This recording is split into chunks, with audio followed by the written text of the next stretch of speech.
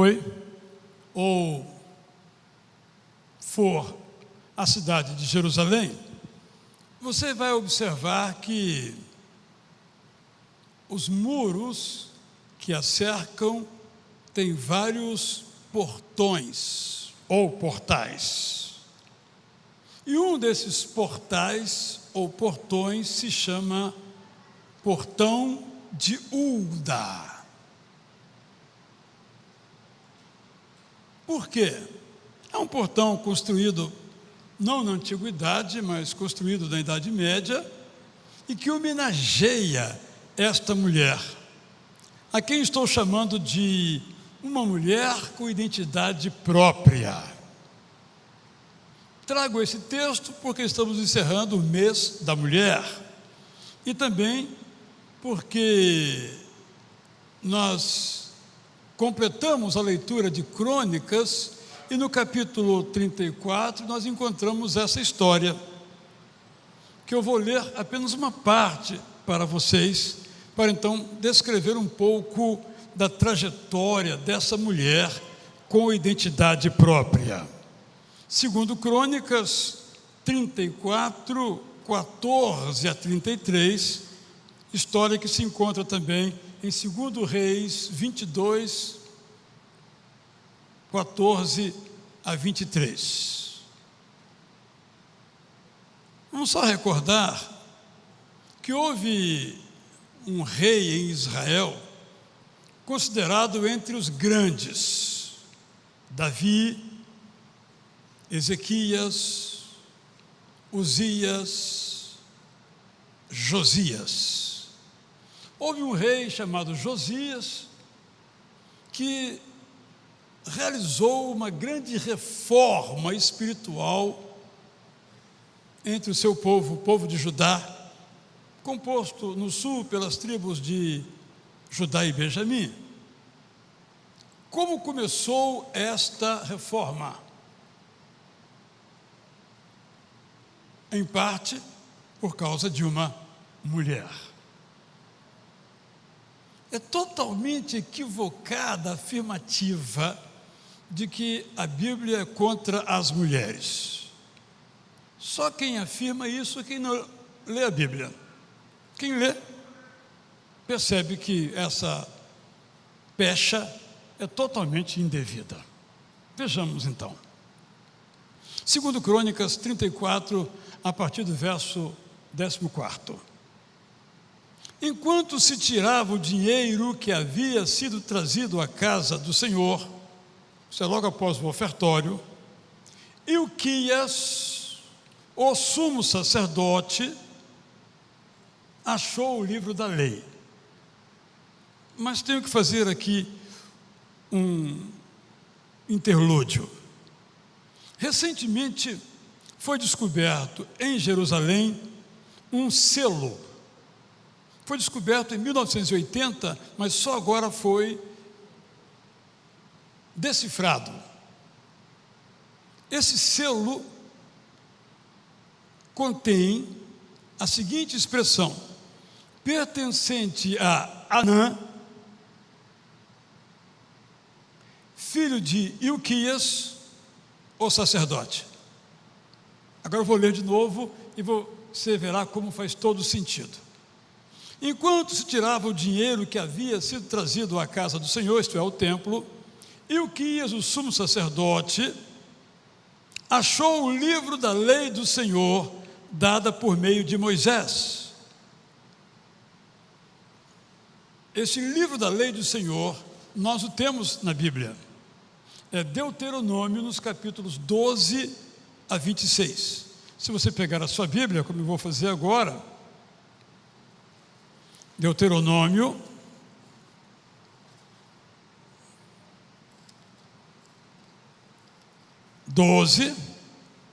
que começa falando sobre o lugar do culto verdadeiro, como isso é importante por causa da descoberta que vamos ver, sobre a idolatria, o cuidado com a pureza e a impureza, os dízimos, sobre o perdão de dívidas, leis sobre escravidão, E aqui abro um parênteses, porque às vezes as pessoas chegam aqui ao capítulo 15 e observam a lei acerca dos escravos, na qual se permitia a escravidão de estrangeiros, mas não de hebreus. Mas quando a leitura prossegue, logo se observa a conclusão, dizendo que ao final de período do jubileu, todos os escravos deviam ser libertos. Não se pode ficar só na primeira parte, é preciso considerar também essa parte. Aí fala da Páscoa, capítulo 16, os deveres do rei, uma palavra contra a feitiçaria, a cidade de refúgio, as regras sobre a guerra, os crimes de sangue, são vários sobre o casamento, aquilo que proibiu uma pessoa de entrar no templo, leis sobre o divórcio, leis sobre disposições humanitárias, de compaixão, as penas para os criminosos, até o capítulo 26. Este é o livro da lei do Senhor, que está em Deuteronômio. Então, Ilquias achou o livro da lei do Senhor, dada por meio de Moisés. Então, Ilquias disse ao escrivão Safã: achei o livro da lei na casa do Senhor. Que história, né? Você achar, vamos colocar nos termos de hoje, uma Bíblia na casa do Senhor. Mas era essa a realidade. Vamos nos lembrar que não tínhamos assim tantas Bíblias, nem era a Bíblia toda, era uma porção, no caso o livro da lei, como eu mencionei aqui, o código da lei, Deuteronômio 12 a 26 das nossas Bíblias. Mas esse papiro estava perdido. Era uma cópia única, só tinha no templo, mas estava perdido. Aonde? No templo.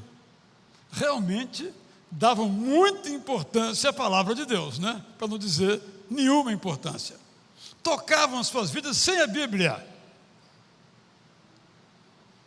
Me faz até lembrar aquelas pessoas que esquecem as suas Bíblias no templo. Algumas nunca voltam para buscar. Eu suponho que tem mais umas 5 em casa. Porque se for a única que ele tem, ele esqueceu e não veio buscar, tem alguma coisa completamente errada. Eu espero que tenha outras em casa, mas isso também acontece. Interessante essa história, né? Temos que entender um pouquinho o contexto, a situação, diferentemente, em que todo mundo era analfabeto. Possivelmente até o próprio rei Josias fosse analfabeto.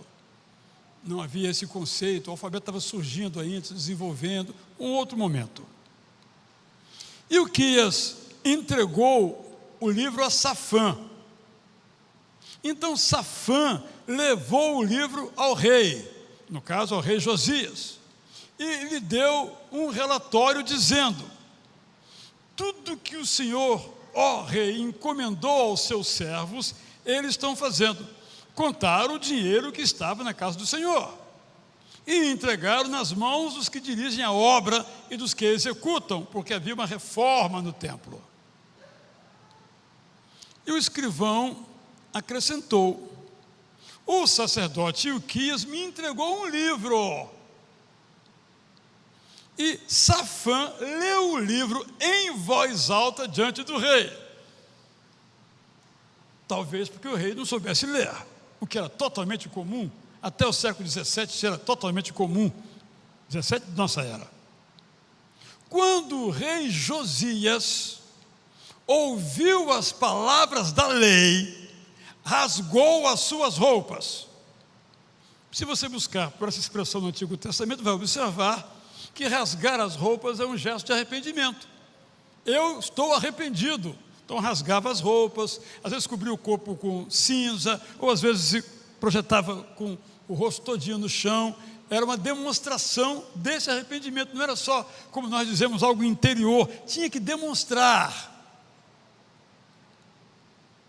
Então o rei deu ordens a Ilquias, a Aicão, filho de Safã, a Abdom, filho de Mica, a Safã, o escrivão, não confundir com outro Safã, e a Asaías, servo do rei, auxiliar mais próximo do rei, dizendo, palavras de Josias o rei: vão consultar o Senhor por mim e pelos que restaram em Israel e Judá a respeito das palavras desse livro que foi encontrado. Ele não disse quem deveria ser o profeta. E nessa época os profetas que estavam em ação eram Jeremias e Sofonias. Ele não disse. Vão consultar o Senhor por mim e pelos que restaram em Israel e Judá a respeito das palavras desse livro que foi encontrado. Apesar de sua experiência, o rei Josias queria saber se aquele livro era autêntico. Era de fato o livro da lei? Para nós hoje é fácil, está aqui, ó, Bíblia Sagrada, versão, o ano da versão e a editora. Ninguém tem dúvida. Mas digamos que você está na rua e encontre essas páginas soltas no chão. Parece que é a Bíblia, mas será que é mesmo? Vamos dizer assim, nesse contexto muito especial, então, Josias o rei, para ter certeza de suas decisões, pede então a alguém que ateste este livro, porque ele disse, olha, é grande o furor do Senhor Deus, que se derramou sobre nós, porque os nossos pais não guardaram a palavra do Senhor, para fazerem segundo tudo que está escrito neste livro. Ele disse, se esse livro é verdadeiro, nós estamos em grandes dificuldades. Nós vamos sofrer muito, porque Deus vai nos castigar, porque nós erramos demais da conta. Posso até imaginar ele pensando, tomara que não seja verdadeiro, porque se for verdadeiro, a começar por mim, vamos pagar um preço alto. Então Ilquias e os enviados pelo rei foram falar com a profetisa Ulda. Como eu disse, não foram falar com o profeta mais famoso, mais ativo, mais conhecido, Jeremias, nem com Sofonias. Foram falar à profetisa Ulda, esposa de Salum. Salum, que era encarregado das vestimentas da casa do Senhor, isto é, do vestuário, era o becário, podemos dizer assim, do templo, filho de Tocate, filho de Arás. Ulda morava na Cidade Baixa, não sei como está na sua versão, a antiga King James, de 1611, fala em escola. Pegam essa palavra que está no hebraico e diz que ela morava na escola. A maioria das traduções diz que estava no segundo quarteirão, indicando que ficava 2 quarteirões do templo. Nós não sabemos, a informação é apenas esta. Era um distrito, um bairro, um subbairro da cidade de Jerusalém. Eles lhe contaram o que havia acontecido, e ela lhes disse, uma mulher notável, emissários em nome do rei, rei que tinha todo o poder, podia prender, podia castigar, por exemplo. Assim diz o Senhor, o Deus de Israel. É palavra poderosa, né? Assim, não sou eu quem diz, não, é o Senhor, o Todo-Poderoso. Assim diz o Senhor, o Deus de Israel. Diga ao homem que os enviou a mim. Insolente, né? O homem. Assim diz o Senhor: eis que trarei desgraça sobre este lugar e sobre os seus moradores, a saber, todas as maldições escritas no livro que leram diante do rei, eu mencionei aqui.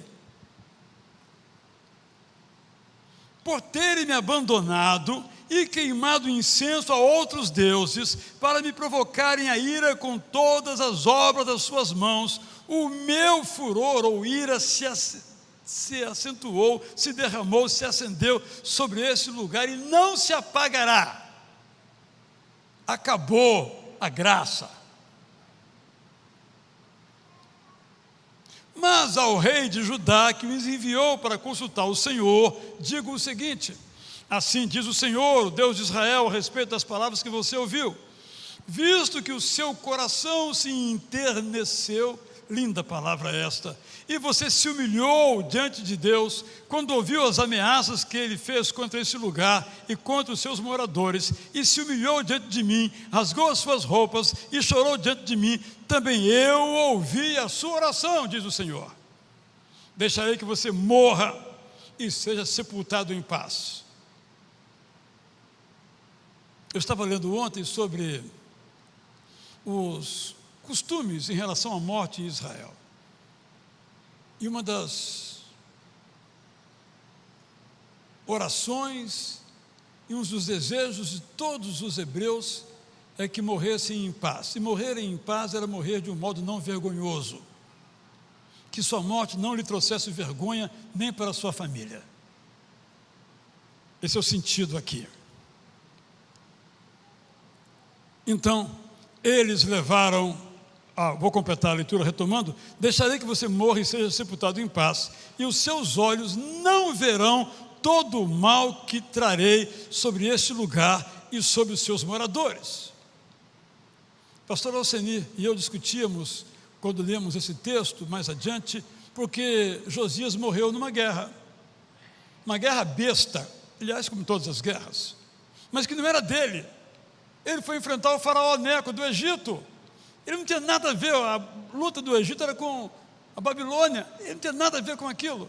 Ele foi enfrentar o faraó, e o faraó morreu. O faraó disse: Deus mandou dizer para você não me enfrentar não. Mas ele enfrentou, e pergunta: por que um homem que foi sempre fiel a Deus, agora morre desse modo? E acho que esse texto aqui nos responde à pergunta: por quê? Ele morreu no ano 609. Josias morreu no ano 609. Temos sempre que lembrar que ele traz para frente, né? E no ano 586, Jerusalém foi humilhada, derrotada, e começou o cativeiro babilônico. E Josias não viu isso. Deus o poupou de ver isso. Então o rei, verso 29, deu ordem, e todos os anciãos de Judá e de Jerusalém se juntaram. O rei subiu à casa do Senhor, e com ele foram todos os homens de Judá, os moradores de Jerusalém, os sacerdotes, os levitas e todo o povo, desde o maior até o menor. E o rei leu diante deles todas as palavras do livro da aliança que havia sido encontrado na casa do Senhor. Você vai dizer: você disse que ele era analfabeto, olha aqui, já está respondido que ele não era. O rei se pôs em pé no seu lugar e fez aliança diante do Senhor para o seguir, guardar os seus mandamentos, os seus testemunhos, os seus estatutos, de todo o seu coração e de toda a sua alma, cumprindo as palavras da aliança que estavam escritas naquele livro. Todos os que se encontravam em Jerusalém e em Benjamim concordaram com essa aliança, e os moradores de Jerusalém fizeram segundo a aliança de Deus, o Deus de seus pais. Josias tirou todas as abominações de todas as terras que eram dos filhos de Israel, e obrigou todos os que estavam em Israel a servir o Senhor seu Deus. Enquanto Josias viveu, não deixaram de seguir o Senhor, Deus de seus pais, graças a Josias, graças a Ilquias e graças a Ulda. Sobre o Ulda, então, eu quero dizer algumas coisas. Primeira, Ulda tinha uma identidade própria. Ela era esposa de Salum, o becário do templo, mas tinha um nome: Ulda. Eu aprendo com isso, meus irmãos e minhas irmãs, que nós devemos tratar as pessoas pelos seus nomes. não como esposa de fulano, marido de Beltrano ou filho de Cicrano. Penso que é um cuidado que devemos ter, tratar as pessoas pelos seus nomes. Uda, que segundo a tradição hebraica, ensinava na escola do seu bairro. Por isso, o portão de Uda em sua homenagem. Então, minha primeira impressão feliz sobre Uda é que era esposa, era mãe, mas tinha uma identidade própria. Segundo lugar, Uda tinha uma missão própria. E ela foi reconhecida em sua missão. Tal era a sua competência. Certamente era esposa, certamente era mãe, mas tinha uma missão: conhecer e ensinar a palavra de Deus. Todas as mulheres, e obviamente todos os homens, precisam de uma identidade própria e de uma missão própria. Quando nós estamos com nossa missão, no exercício dela, nós não temos medo. A missão de Uda era ensinar a palavra de Deus. E se o ouvinte fosse o rei, iria ouvir como se fosse um súdito. Não iria trocar o seu discurso porque o seu destinatário era um poderoso. Terceira marca dessa mulher extraordinária é que ela conhecia a palavra de Deus. Não era uma profeta ou profetisa, as pessoas discutem qual é o melhor termo, que vivia de êxtase espiritual, mas ela vivia do estudo da palavra de Deus. Ela sabia de cor o livro da lei. Ninguém tinha cópia disso, ela sabia de cor. Eu ouso dizer que Uda era uma erudita. Eu fico muito feliz quando leio as pesquisas arqueológicas feitas sobretudo em Israel, em que boa parte dos arqueólogos são arqueólogas. É muito interessante ver as fotos delas escavando e muitas vezes liderando 30 homens. Vão na esteira de Uda. Uda era uma erudita. Ela não foi consultada apenas porque era uma profetisa. Ela foi consultada porque era uma profetisa que conhecia a palavra de Deus, a qual foi fiel. Continuou sendo corajosa, mesmo que a sua vida pudesse estar em risco. Eu realmente, lendo esse texto e estudando mais sobre ela, fiquei muito encantado com esta mulher. Não temos mais do que isso. Há muitas tradições sobre ela, mas o que nós temos foi o que eu li, que está na Bíblia, no livro 2 Crônicas e também de 2 Reis. Então, eu quero repetir só as minhas 3 frases. Primeira, Uda tinha uma identidade própria. Não era apenas esposa de Safã. Segundo, Uda tinha uma missão própria. Terceiro, Uda conhecia, por estudar, a palavra de Deus. Eu concluo então para todos nós, primeiro, assim como Uda, todos nós precisamos de uma identidade que nos seja própria. Nós somos filhos de alguém, mas somos nós mesmos. Nós somos esposa ou marido ou pai de alguém, mas nós somos nós mesmos. Uma das marcas de nossa sociedade é nos despersonalizar, querendo nos levar a pensar o que acham que devemos pensar. Quando você vê um show de um artista, aparentemente é apenas um show, mais uma pregação da sua ideologia. Está claro? E muitas pessoas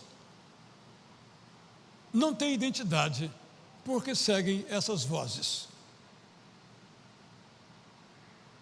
Então, esse é um primeiro convite a mim e a você. Nós temos uma identidade. Não temos que ir atrás do que pensam, do que são os outros. Não temos que imitar ninguém. Só Jesus. É muito difícil. Não é tarefa fácil. Porque tudo é construído para que nós nos despersonalizemos e nos tornemos apenas consumidores, ou de ideias, ou de produtos, ou de serviços, como se nós não tivéssemos valor. Segundo, como UDA, todos nós precisamos de uma missão própria. Qual é a missão da sua vida? UDA tinha clareza. A missão dela era estudar e ensinar a palavra de Deus. Qual é a sua missão? Essa pergunta responde a todas as outras. Essa pergunta é a diferença entre ser feliz e infeliz. Não é ter, não é saber. Ser feliz é ter um senso de missão e permanecer como UDA fiel a essa missão. Meu terceiro convite: todos precisamos conhecer a palavra de Deus com profundidade. Há pessoas que no seu campo de saber são autoridades, porque estudam sem parar. Mas penso que esse mesmo cuidado deve ser aplicado à Bíblia Sagrada. Eu acho que o irmão ou a irmã não deve se contentar com aquilo que houve aqui no culto sobre a Bíblia e da Bíblia. É muito pouco. Além de uma classe na escola bíblica dominical que você deve participar, você deve estudar sempre. Porque a Bíblia, além de ela se explicar a si mesma, ela nos explica.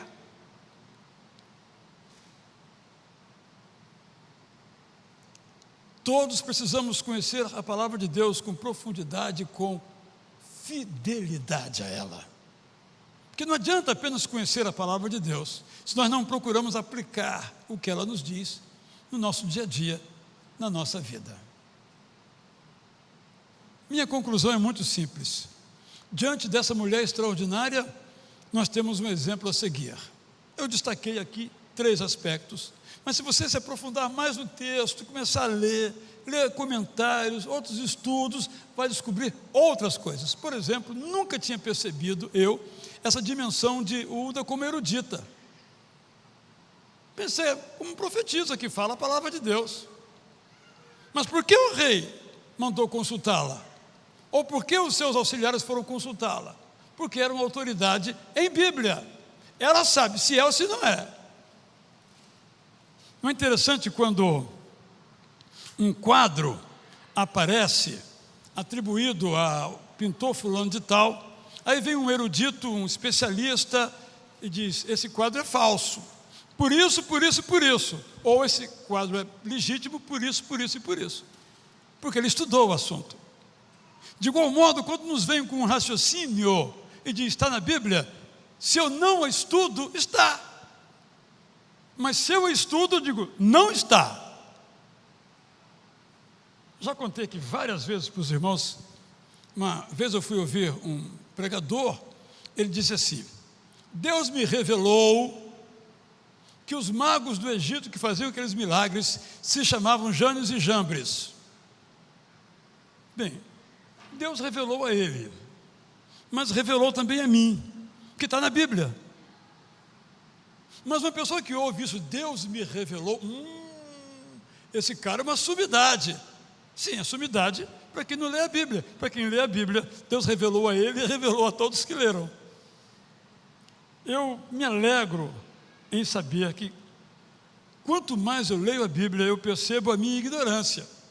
Mas perceber a minha ignorância não me leva a dizer não vou ler, pelo contrário, então eu vou ler, eu vou estudar, eu sei que é também o desejo de cada um. Então, minha pergunta a você é muito simples. Você é um leitor da Bíblia? Estou certo que a resposta é sim. Todo mundo aqui vai responder, eu sou um leitor, uma leitora da Bíblia. Parabéns. Ótimo, excelente, magnífico. Mas eu faço uma segunda pergunta. Aí eu não sei qual vai ser a sua resposta. Você é um estudioso, uma estudiosa da Bíblia? Eu posso ser como Uda. E você pode ser como Uda. Infelizmente, há pessoas mesmo cristãs que não têm interesse por estudar a palavra de Deus. Infelizmente. Não são fortes na fraqueza. Não são sábias na decisão. Mas aqueles que leem e estudam a palavra de Deus são fortes na adversidade. São santas na tentação. Porque a Bíblia, além dessa dimensão do conhecimento, vamos chamar assim, tem uma dimensão eminentemente prática. Quando nós a lemos, nós somos pessoas melhores. O que falta ao nosso mundo, à nossa sociedade, é ler e amar a Bíblia. Eu sei que os irmãos aqui amam e leem a Bíblia, mas talvez alguns de nós falte estudar a Bíblia. Nossa igreja tem muitas oportunidades. Nesse momento tem classes de escola bíblica acontecendo, várias. E já aconteceram várias no culto das 9, durante o culto das 9. Ao longo da semana temos várias oportunidades. Vamos julgar que isso é importante conhecer e estudar. E vamos, em nossa agenda muitas vezes, cheia de compromissos, tirar aquilo que não é essencial, não me fará viver melhor. Talvez me fará passar o tempo melhor, mas não viver melhor.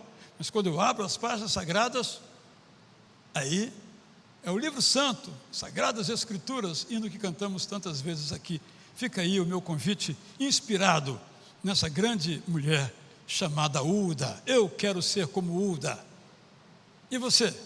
Vamos ficar em pé, vamos então cantar. Que aquele que lê os mandamentos e os aplica, esse é aquele que ama a Deus. Cantemos.